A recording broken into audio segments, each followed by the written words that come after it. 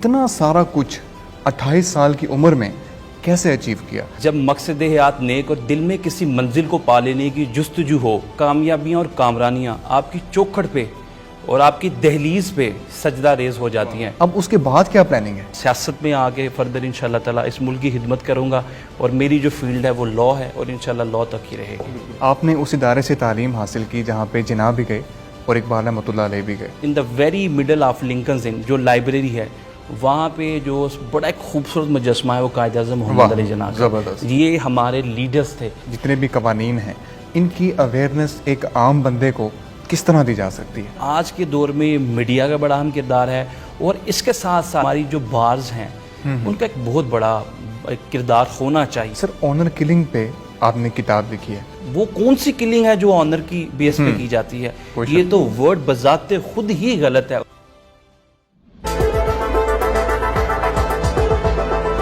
السلام علیکم خواتین و حضرات، میں شعیب امام ایک نئے انٹرویو کے ساتھ حاضر خدمت ہوں۔ دوستوں، دولت، شہرت اور عزت کمانا ہر نوجوان کا خواب ہے۔ ہمارے ساتھ ایک ایسے نوجوان موجود ہیں جنہوں نے 28 سال کی عمر میں ان تینوں چیزوں کو بھرپور طریقے سے کمایا۔ آئیے آپ کی ملاقات کرواتے ہیں محترم بیرسٹر وقاص ابریز صاحب سے۔ وقاص بھائی، بہت بہت شکریہ آپ کی تشریف آوری کا، آپ نے ٹائم نکالا ہمارے لیے۔ وقاص بھائی، 28 سال آپ کی عمر ہے، اس وقت آپ بیرسٹر ہیں، آپ کا بیرسٹر بننے کا خواب تھا وہ پورا ہو گیا۔ آپ اس وقت چیئرمین ہیں NAB laws reform committee Punjab کے بھی، اس کے ساتھ ساتھ آپ نے 6 ماسٹرز بھی کیے ہیں۔ کہہ رہے ہیں اتنا سارا کچھ 28 سال کی عمر میں کیسے اچیو کیا؟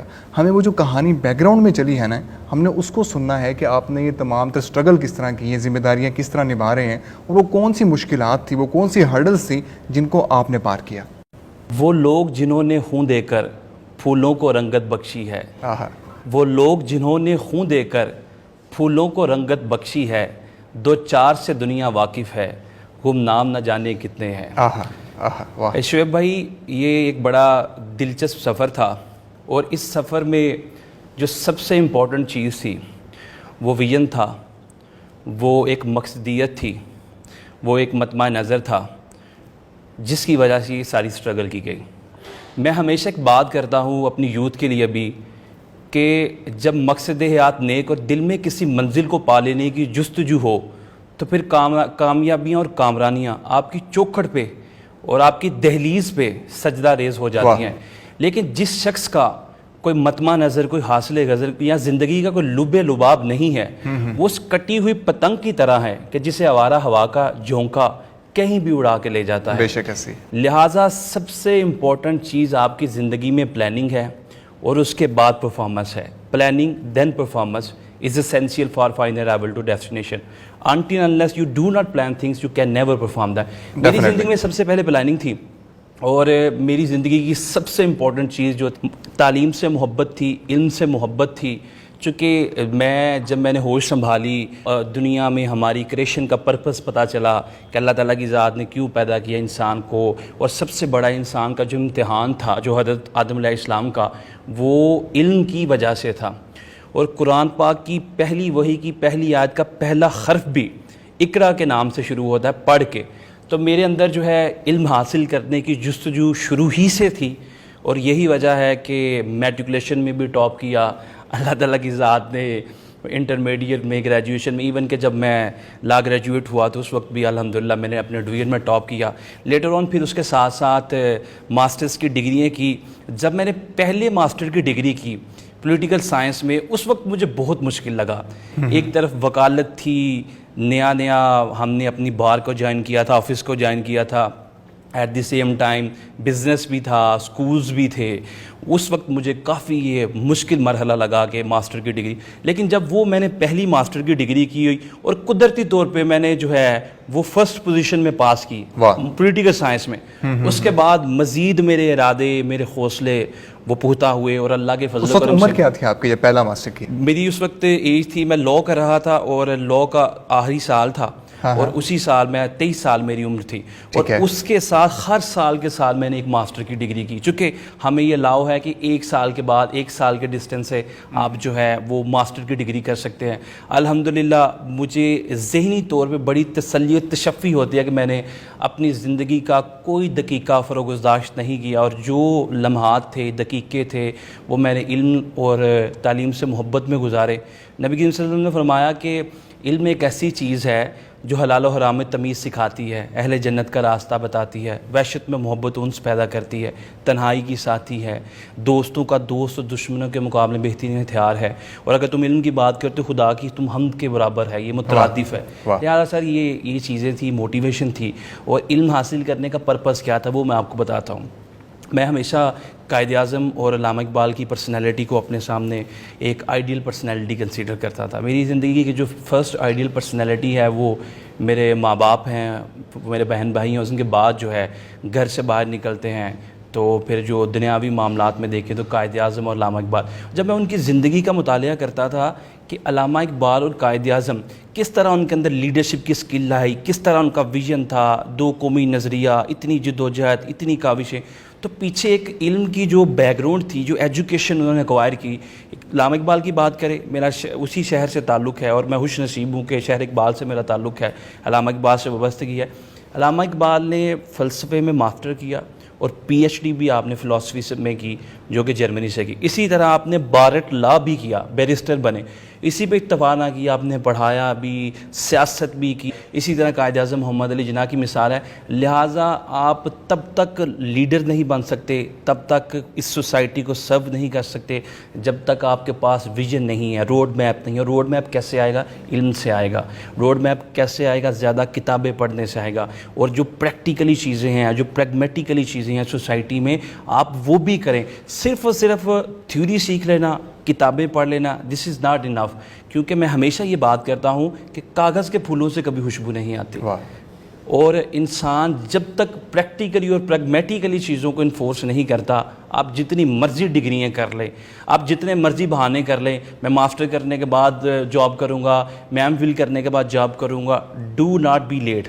آپ ایز سون ایز پاسبل اپنی اسٹڈی کے ساتھ ساتھ اپنی پریکٹیکل لائف میں آئے، اپنے ایکسپینڈیچرز خود اٹھائیں، تاکہ ایک سینس آف رسپانسبلٹی آپ کے اندر آئے، اور ساتھ ساتھ علم سے اپنا ناطہ نہ توڑیں۔ بالکل ٹھیک، بالکل ٹھیک۔ میں یہ پوچھنا چاہ رہا تھا کہ جب آپ کی اب عمر 28 سال ہے، آپ نے کہا میرا خواب تھا برسٹر بننا، آپ برسٹر بن گئے، آپ نے کتاب بھی لکھی، آنر کلنگ پہ آپ نے کتاب بھی لکھی، اور آپ ایک اعلیٰ عہدے پہ بھی فائز ہیں۔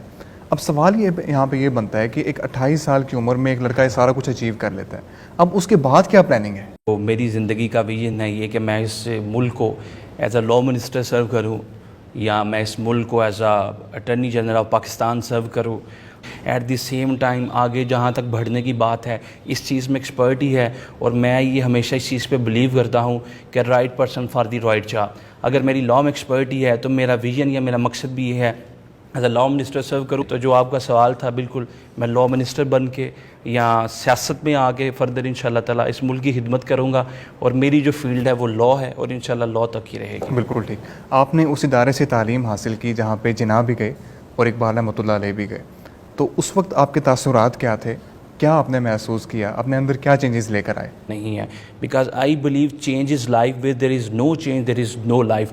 تو وہ ایک چینج آیا، ایک تبدیلی آئی، اور اس ملک میں ہم نے ایک چیز یہ بھی سیکھی کہ وہ لوگ لا سے پہلے یا سزا سے پہلے اخلاقی اعتبار سے جو ہے وہ بڑے مضبوط ہے۔ ابن خلدون کہتا ہے کہ انسان کی جو ترقی ہے نہ وہ مادی ہے نہ وہ معاشی ہے، بلکہ ترقی کا تعلق آپ کی اخلاقی پہلو سے ہے۔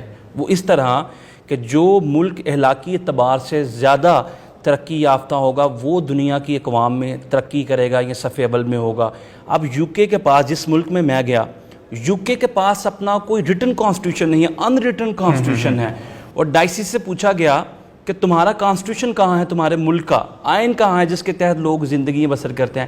کہتے ہیں has written on the hearts of people, لوگوں کے دلوں پہ لکھا ہے۔ اسی طرح ہم اپنی سوسائٹی میں دیکھتے ہیں ایک اخلاقی یا جو ہے سوسائٹی معاشی اعتبار سے تو دور کی بات، ہم تو لا کو فالو نہیں کرتے۔ لہٰذا ہماری جنریشن کے اندر ایک تو اخلاقی اعتبار سے اس کو مضبوط کرنے کی ضرورت ہے، اور ایک جو ہے ہم لاز کو بھی اپنے ملک کے فالو کریں تاکہ جو قواعد و ضوابط ہیں اس کو فالو کریں, دوسروں کے رائٹس کو نہ انفرنج کریں.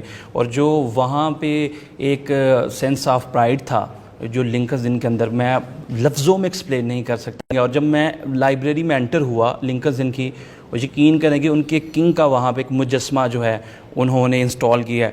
At the same time in the very middle of Lincoln's Inn جو لائبریری ہے, وہاں پہ جو بڑا ایک خوبصورت مجسمہ ہے وہ قائد اعظم محمد علی جناح کا. زبردست. یہ ہمارے لیڈرز تھے, یہ ہمارے وہ سیاسی زعماء اور سیاسی ہیرو ہیں کہ جنہوں نے پاکستان بنایا, اور خراج تحسین کے مستحق ہیں ایسے لوگ. بے شک یہ ہمارے لیے فخر کی بات ہے. بالکل ٹھیک. وقاص بھائی, کوئی پیغام یوتھ کے لیے آپ دینا چاہتے ہو؟ بالکل یوتھ کو پیغام دینا چاہوں گا کہ ایک تو اپنی ڈائریکشن جو ہے وہ سیٹ کریں, کبھی بھی وسائل کا رونا مت روئیں. یہ میرا پیغام ہے اپنی یوتھ کو. اور وہ اس لیے کہ جس ملک میں چنے چاول کی ریڑھی لگانے والا, رکشہ چلانے والا اور تندور پہ روٹیاں لگانے والا بھی بورڈ اور یونیورسٹیز میں پہلی, دوسری اور تیسری پوزیشن حاصل کرے, جہاں پہ کم تر وسائل ہونے کے باوجود جو نسیم جیسی بچیاں جن کے پاس جمنیزیم جانے کا کرایہ نہ ہو, اور جنوبی ایشیا کی وہ تیز رفتار لڑکی قرار پائے, عرفہ کریم 9 سال کی عمر میں سافٹ ویئر ڈیزائن کرے, ملالہ یوسفزئی کم تر ایج ہونے کے باوجود نوبل ایوارڈ جیتے. وہاں پہ میں سمجھتا ہوں کہ یہ مٹی بڑی زرخیز ہے. وسائل کا رونا نہ روئیں. سکسیسفل جو پرسن ہے اور جو ایک ان سکسیسفل پرسن ہے, ان کے اندر ڈفرینس ایک چیز ہے شعیب صاحب, یہ بڑی بنیادی بات ہے. وہ ڈفرینس ہے ایکسکیوزز کا. جو ایک کامیاب شخص ہے اس کے پاس کوئی ایکسکیوز نہیں ہے, جو ایک ناکام شخص ہے اس کے پاس ہزاروں ایکسکیوزز ہیں.